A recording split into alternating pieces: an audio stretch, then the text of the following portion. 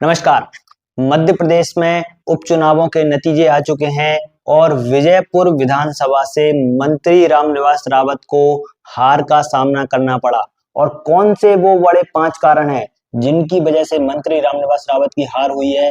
इन 5 कारणों का हम एनालिसिस करेंगे जो कि राजनीतिक विशेषज्ञों के द्वारा बताए गए हैं और ये जो कारण हैं इनकी वजह से रामनिवास रावत की हार हुई है। और निश्चित रूप से ये हार कांग्रेस पार्टी के लिए, विशेष रूप से जीतू पटवारी के लिए ऑक्सीजन का कार्य मध्य प्रदेश में कर रही है, क्योंकि बुधनी में भी जो लाखों का अंतर था वह कुछ हजारों में ही सिमट गया है। और विजयपुर से मंत्री की हार का होना भी एक तरीके से कांग्रेस के लिए एक बड़ा ही कह सकते हैं खुशनुमा माहौल।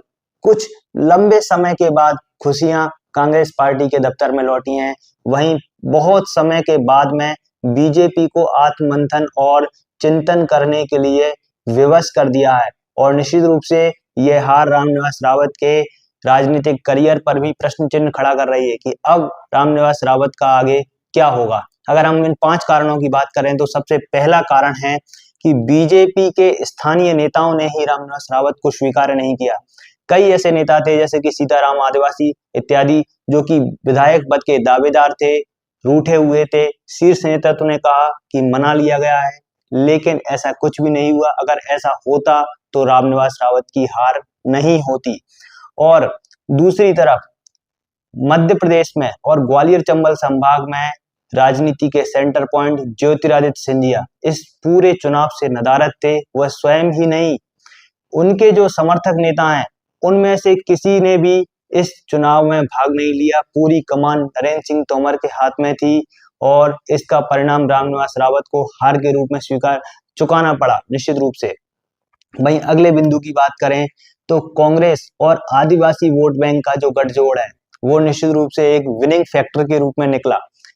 कांग्रेस ने निश्चित रूप से एक बड़ा राजनीतिक दांव खेला, जातिगत समीकरण के आधार पर वोट दिया और मुकेश मल्होत्रा, जो कि पिछले चुनाव में लगभग 40,000 वोट जिनको प्राप्त हुए थे, उन पर ही दाव लगाया और एकदम से एक आदिवासी वोट बैंक का जो फ्लेवर है, लगभग 30-40 हजार के आसपास वो आदिवासी वोट हैं और कांग्रेस का परंपरागत वोट बैंक, क्योंकि ये सीट लगातार कांग्रेस की सीट रही है तो कांग्रेस का एक बेस यहाँ पर मौजूद था। और ये जो बेस है रामनिवास रावत की हार का दूसरा कारण बन करके सामने आया। और कई ऐसी घटनाएं हुई जिसमें फायरिंग होना और ये सब चीजों ने आदिवासी समाज और SC ST वर्ग को एकजुट किया, जिसकी वजह से कहीं ना कहीं रामनिवास रावत की हार हुई। अगले फैक्टर की अगर हम बात करें तो कांग्रेस ने निश्चित रूप से जमीन पर, ग्राउंड लेवल पर बहुत बढ़िया काम किया। जीतू पटवारी लगातार अपने दल बल के साथ में बने रहे।